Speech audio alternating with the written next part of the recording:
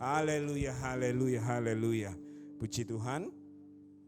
Untuk oma, opa, mereka juga setia melayani Tuhan.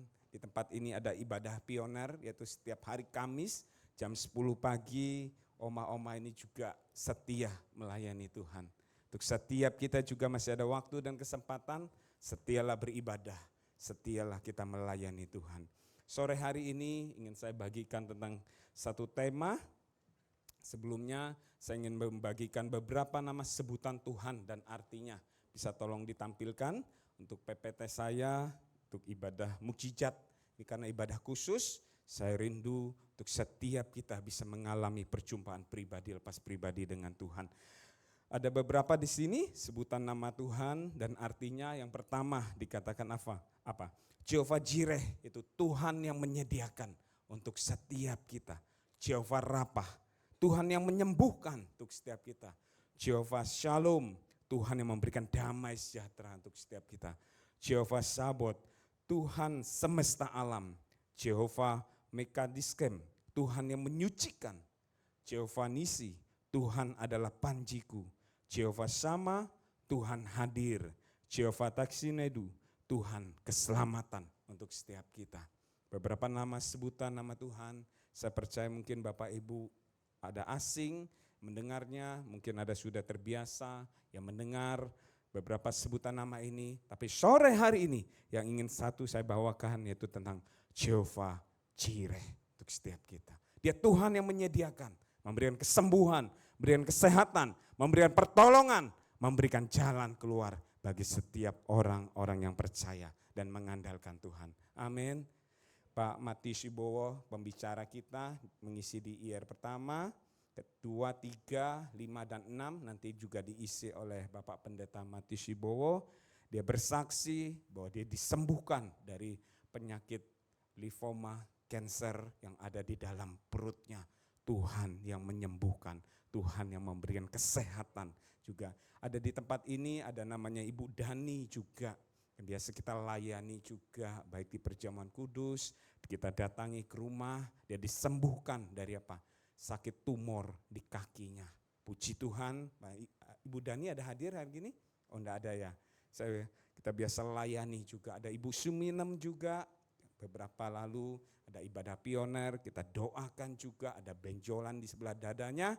Tuhan Yesus yang menyembuhkan itu semua. Berarti apa? Masih ada mukjizat Tuhan, masih ada kesembuhan bagi setiap orang yang percaya dan mengandalkan Tuhan. Amin. Kita akan belajar di dalam Jehovah Jireh, Tuhan yang menyediakan. Saya ingin Bapak Ibu lihat dan PPT saya juga yang saya telah sediakan di dalam Kejadian 22 ayat 1 sampai 2. Di sini berbicara tentang Abraham. Ketika Abraham diuji oleh Tuhan. Yang pertama tentang ujian imannya pada Tuhan yang memberikan seorang anak di hari tuanya. 100 tahun Tuhan memberikan janji kepada Abraham. Tuhan memberikan keturunan kepada Abraham. Tetapi imannya diuji oleh Tuhan. Yang saya tulis di sini adalah terjemahan firman Allah yang hidup. Dikatakan Kejadian 22 ayat 1 sampai 2 dikatakan di sini, beberapa waktu kemudian Allah menguji iman dan ketaatan Abraham. Demikian firman Allah, ya Tuhan, sahut Abraham. Yang kedua dikatakan, bawalah anakmu yang tunggal itu, Ishak yang sangat kau kasihi, dan pergilah ke tanah Moria, lalu persembahkan dia di situ sebagai korban bakaran di atas salah satu gunung yang akan kutunjukkan kepadamu firman-Nya. Ketika firman Tuhan datang kepada Abraham, kau harus mempersembahkan anakmu, satu-satunya yang tunggal. Inilah merupakan ujian iman dan ketaatan Tuhan berikan kepada Abraham. Ketika Abraham mendengar apa yang disampaikan oleh Tuhan kepada Abraham, apa yang Abraham lakukan? Abraham langsung segera dia melakukan apa yang Tuhan perintahkan. Mungkin setiap kita juga mungkin ada ujian, tantangan dalam kehidupan kita. Mungkin ada ujian, ketika ada sekolah dikatakan harap tenang, ada ujian. Ketika engkau menghadapi ujian, apa engkau tenang atau engkau menjauh daripada Tuhan? Atau engkau mundur dalam ibadah? Atau engkau tidak setia lagi? Meninggalkan Tuhan, meninggalkan ibadahmu, meninggalkan jam-jam doamu, atau engkau malah ke paranormal, kepala dukun untuk mencari pertolongan. Saya katakan sore hari ini, kau punya Tuhan yang hidup. Namanya siapa? Yesus Kristus namanya. Datang kepada Dia. Dia sanggup dan mampu menolong setiap kita. Setiap ujian, badai, tantangan hidup yang kita alami, percayakan hidupmu kepada Tuhan. Jangan percayakan kepada manusia. Manusia bisa mengecewakan untuk setiap kita. Tetapi kita ngomong percayakan hidup kita kepada Tuhan. Tuhan yang turut campur atas kehidupan kita. Ya, kita setiap manusia pasti mengalami badai dalam kehidupan ini. Permasalahan, mungkin ada yang sakit, penyakit, ada yang ekonomi, ada yang pekerjaan, mungkin ada dalam dunia pelayanan juga. Setiap kita masih mungkin diperhadapkan dengan masalah-masalah kehidupan ini. Tapi percayalah, ketika engkau datang kepada Tuhan, ketika ujian itu datang dalam hidupmu, Tuhan ingin memproses engkau seperti apa? Seperti berlian. Saya bisa tunjukkan gambarnya, ketika kami di Israel, itu dibawa dalam satu tokoh di berlian, di dalam tokoh itu dikatakan untuk menghasilkan satu berlian yang bagus, yang bernilai tinggi, ada 4 C yang diperlukan. Yang pertama, cut itu potongan, untuk menghasilkan kimia-lawan potongan yang terbaik. Dan yang kedua ada kejernihan dari berlian tersebut, ada color yaitu warna, berlian dianggap sempurna, tidak memiliki rona warna, bersih, murni dan layak. Ya. Dan yang keempat itu berbicara tentang karat, ukuran, bobot, berat berlian tersebut. Ketika berlian itu mungkin dipotong, dibersihkan, dijernihkan, menghasilkan warna yang terbaik, memberikan karat yang terbaik. Ini setiap kita juga, ketika kita masuk dalam ujian kita, mungkin dipotong setiap yang tidak baik, yang tidak benar, dibersihkan, dijernihkan untuk setiap kita, sehingga menghasilkan karat yang terbaik. Setiap menghadapi proses-proses kehidupan ini, Tuhan ingin membentuk setiap kita jadi manusia-manusia yang intan, bukan manusia-manusia yang instan.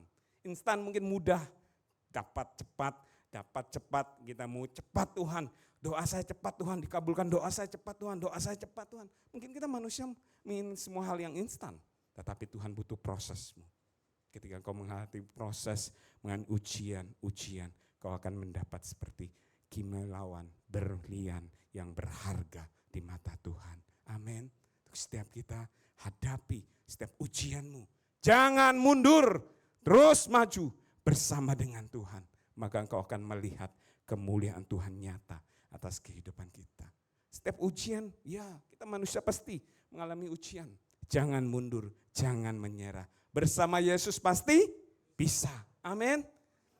Bersama Yesus pasti bisa. Katakan sekali lagi, pegang dada kita masing-masing. Saya bersama Yesus pasti bisa. 1, 2, 3. Bersama Yesus pasti bisa. Amin. Ya, Jemaat Betani Yestoya Malang. Slogan ini yang Bapak terima, Bapak Gembala terima untuk jemaat bersama kita. Betani Yestoya Malang, bersama Yesus pasti bisa. Yestoya, Yesus tolong saya. Itulah kekuatan iman, percaya kita dalam Tuhan. Ketika kita diperhadapkan dengan sesuatu hal, percayalah ada Yesus yang sanggup dan menolong setiap kita. Dan yang kedua, ketika ujian itu datang, untuk setiap kita yang ingin saya bagikan berbicara tentang apa? Ada ketaatan di dalamnya. Ketika Abraham diuji, ya, firman Tuhan itu datang kepada Abraham. Dia harus mengorbankan anaknya yang tunggal. Apa yang Abraham lakukan? Di Kejadian 22 ayat 3 sampai 10 dikatakan di sini, keesokan harinya pagi-pagi bangunlah Abraham, ia memasang pelana keledainya dan memanggil 2 orang bujangnya beserta Ishak anaknya. Ia membelah juga kayu untuk korban bakaran itu. Lalu berangkatlah ia dan pergi ke tempat yang dikatakan Allah kepadanya. Ketika pada hari ketiga Abraham melayangkan pandangnya kelihatannya kepadanya tempat itu dari jauh. Kata Abraham kepada kedua bujangnya itu, tinggallah kamu di sini dengan keledai ini, aku beserta anak ini akan pergi ke sana. Kami akan sembahyang, sesudah itu kami kembali kepadamu. Harusnya ketika dia mempersembahkan ya kan, anaknya, dan Abraham bersama dengan Ishak berjalan, dia kan mempersembahkan anaknya ini. Harusnya apa? Dia sendiri. Tetapi dia, inilah iman Abraham. Kami kembali kepadamu. Ayat 6 dikatakan, lalu Abraham mengambil kayu untuk korban bakaran dan memikulkannya ke atas bahu Ishak anaknya. Sedang di tangannya dibawanya api dan pisau. Demikianlah keduanya berjalan bersama-sama. Ketika saya mencari, menggali untuk ini, kok Ishak bisa membawa kayu, memikul kayu. Ternyata saya teliti, Ishak di sini berusia 25 tahun, menurut dari sejarawan Yahudi dikatakan sini dia sudah kuat memikul, memanggul kayu tersebut. Makanya saya percaya umur 25 tahun ketika Abraham ingin mempersembahkan Ishak, pasti dia akan melawan, saya katakan. Pasti dia akan melawan. Tetapi kita baca ayat selanjutnya dikatakan, lalu berkatalah Ishak kepada Abraham, Bapa, sahut Abraham, ya anakku, bertanyalah ia, di sini sudah ada api dan kayu, tetapi di manakah anak domba untuk korban bakaran itu? Sahut Abraham, Allah yang akan menyediakan anak domba untuk korban bakaran baginya anakku. Demikianlah keduanya berjalan bersama-sama. Sampailah mereka ke tempat yang dikatakan Allah kepadanya. Lalu Abraham mendirikan mezbah di situ, disusunnyalah kayu, diikatnyalah Ishak anaknya itu, dan diletakkan di atas mezbah itu, di atas kayu api. Sesudah itu Abraham mengelurkan tangannya, lalu mengambil pisau untuk menyembelih anaknya. Inilah saya katakan seorang ayah yang Tuhan berikan janji, Tuhan memberikan anaknya yang tunggal, tetapi harus dikorbankan. Ya. Pertanyaannya, di mana hati seorang ayah? Pasti dia sedih, apalagi ibunya yang melahirkan, Sarah. Di mana ibunya? Pasti saya katakan, seorang ibu sedih, saya katakan. Tetapi Abraham, dia percaya ketika Tuhan yang berjanji, pasti dia akan menepati janjinya.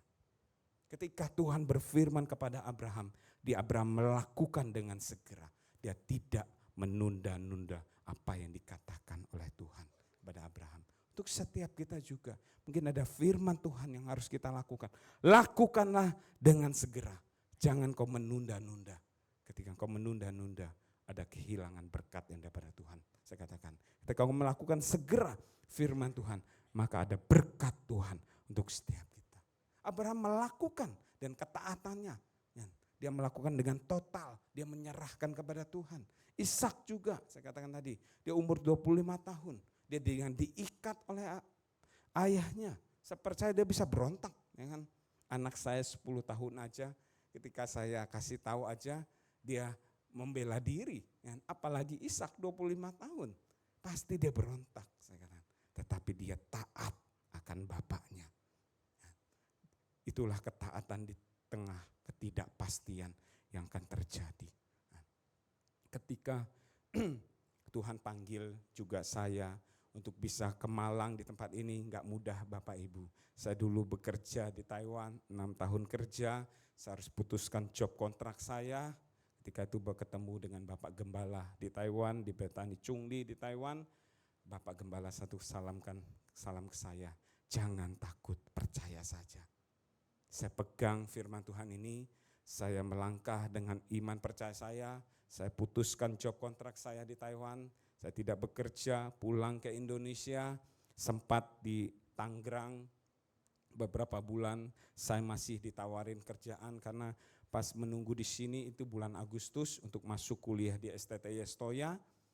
Di Tangerang saya masih ditawari pekerjaan sebagai kepala bagian produksi, karena yang punya nih orang Jerman, dia mendatangkan teknisi orang Cina, saya bantu di situ sebagai penerjemah. Beberapa hari setelah selesai, teknisinya pulang ke Cina, saya ditawari pekerjaan di situ.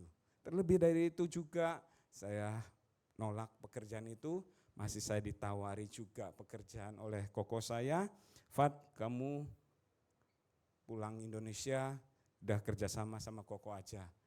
Kita bagi hasil. Koko ada beberapa toko, handphone, koko serahkan, nanti masuk barang, kamu kerja aja di sini. Nggak usah kuliah di Kemalang, dia bilang. Apaan kamu ke Malang? Ya saya bilang, saya pulang ke Malang, saya mau sekolah teologi ya, saya katakan. Ketika yang pas orang Jerman ini juga, ngapain kamu itu ke Malang? Ya saya katakan, saya mau sekolah ya. Terus orang Jerman itu katakan mau jadi pastor ya. Ya sambil saya katakan. Tapi koko saya katakan kepada saya, kamu sudah berkeluarga, sudah punya istri, nanti punya anak. Anakmu dikasih makan apa? Ya saya katakan kasih makan nasi lah. Masa anak orang dikasih makan batu? Ya kan gak mungkin. Ya pasti kasih makan nasi. Ya, puji Tuhan saya taat. Sampai saya ke Malang, saya ketemu juga dengan Bapak Gembala. Sempat beberapa minggu di rumah Bapak Gembala tinggal. Sampai kami mencari rumah di Tidar. Tuhan sediakan, Tuhan pelihara. Sampai saat ini Tuhan yang menyediakan. Jika kita taat dan setia di dalam Tuhan, mungkin ketidakpastian kita, mungkin kita tidak tahu apa yang harus kita lakukan. Belajarlah taat akan firman Tuhan. Itulah kita mungkin diuji di dalamnya. Seperti Abraham tadi, dia taat persembahkan anaknya, pada anaknya yang tunggal, anaknya satu-satunya saya katakan. Tapi dia memberikan ya kepada Tuhan. Tetapi Tuhan menepati janjinya. Di ayat yang selanjutnya di ketiga, di situ Kejadian 22 ayat 11 sampai 14 dikatakan di sini, Tuhan yang menyediakan untuk setiap kita. Dikatakan firman Tuhan, tetapi berserulah malaikat Tuhan dari langit kepadanya, Abraham, sahutnya, ya Tuhan. Lalu ia berfirman, jangan bunuh anak itu, jangan kau apa-apakan dia. Sebab telah ku ketahui sekarang bahwa engkau takut akan Allah dan engkau tidak segan-segan untuk menyerahkan anakmu yang tunggal kepadaku. Lalu Abraham menoleh dan melihat seekor domba jantan di belakangnya yang tanduknya tersangkut dalam belukar. Abraham mengambil domba itu lalu mengorbankannya sebagai korban bakaran pengganti anaknya. Dan Abraham menamai tempat itu Tuhan menyediakan. Sebab itu sampai sekarang dikatakan orang di atas gunung, Tuhan akan disediakan untuk setiap kita. Sore hari ini, Dia Allah Jehovah Jireh, Allah yang menyediakan untuk setiap kita. Amin. Kau butuh kesembuhan, datang berseru kepada Tuhan. Dia sanggup menyembuhkan untuk setiap kita. Kau mungkin kesusahan dalam ekonomi, Dia Allah Jehovah Jireh yang menyediakan setiap kebutuhan dan keperluan untuk setiap kita. Kekurangan apa engkau saat ini? Dekat kepada Tuhan. Jika Tuhan dikatakan gembala, berarti kita dombanya. Pemazmur katakan, Tuhan adalah gembalaku yang baik. Takkan kekurangan aku.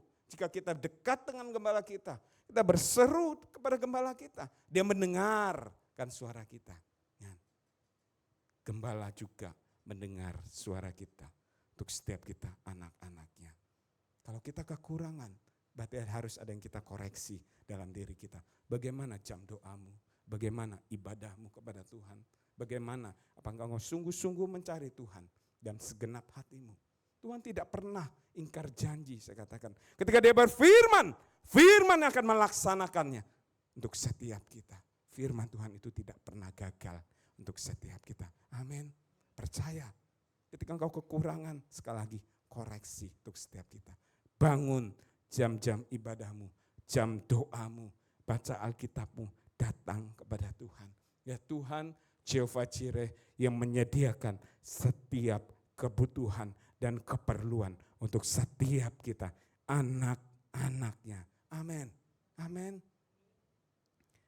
Ketika saya memutuskan jadi hamba Tuhan, sekali lagi, ketika saya meninggalkan setiap pekerjaan saya di Taiwan, saya masuk dalam dunia pelayanan, Pasti ada tantangan, permasalahan dalam kehidupan untuk setiap kita. Tapi saya percaya, saya maju terus bersama dengan Tuhan. Dia Allah yang menyediakan, yang menolong setiap saya. Saya punya 2 orang anak sebenarnya dari istri. Pertama keguguran, yang kedua Jonathan, yang ketiga keguguran, yang keempat keguguran, yang terakhir ini Jonathan. Yang pertama Shannon Gabriel, yang kedua ini keguguran yang kelima itu Jonathan Immanuel. Tapi sebelum Shannon pernah keguguran, ketika waktu itu saya di Jakarta, sebelum saya ke Malang, saya lahir di Malang, tinggal di Malang, lahirlah Shannon Gabriel. Itu juga anugerah, pertolongan yang daripada Tuhan, saya katakan. Ketika waktu itu harus di scan, periksa, ternyata anak ini toksho. Kami terus berdoa. Tuhan, saya berdoa, Tuhan yang memberikan anak ini sembuh, sehat, kuat, normal, saya katakan. Karena kalau toksho, pasti kadang dilahirkan anak itu cacat nantinya. Terus kami berdoa.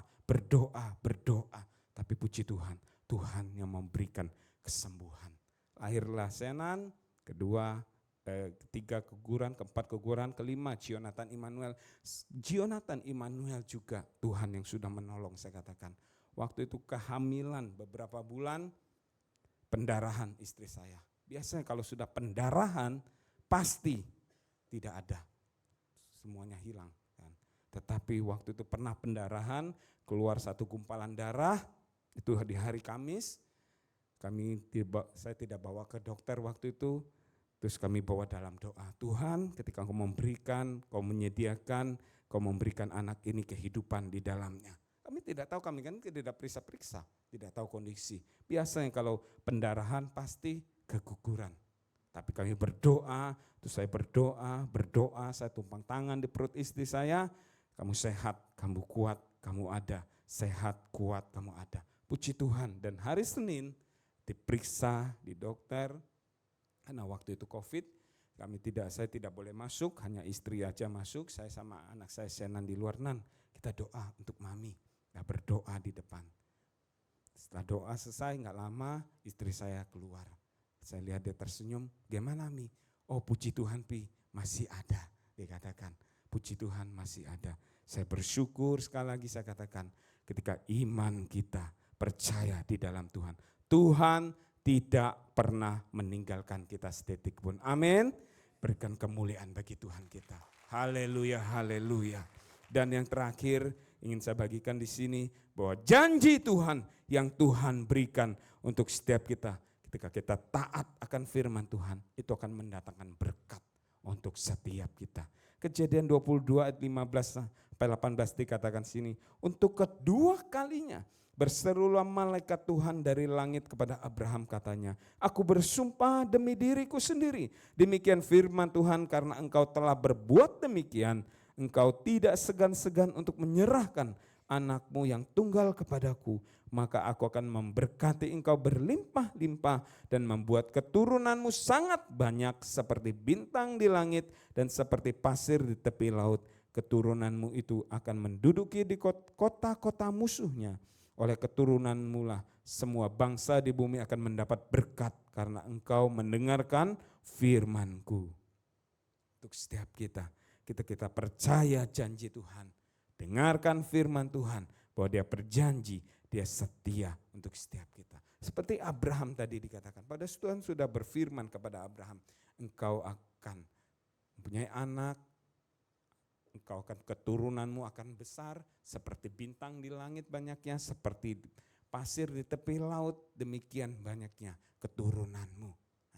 Ketika ujian itu datang kepada Abraham, imannya diuji, Abraham taat, Abraham setia di dalam Tuhan, bahwa dia berjanji Dia yang Tuhan yang sudah menyediakan untuk setiap kita juga. Dia berjanji, Dia melimpahkan berkat untuk setiap kita juga. Dia yang berjanji rencana Tuhan itu tidak pernah gagal dalam kehidupan kita. Saya undang untuk pemusik, bisa WL bisa naik ke atas.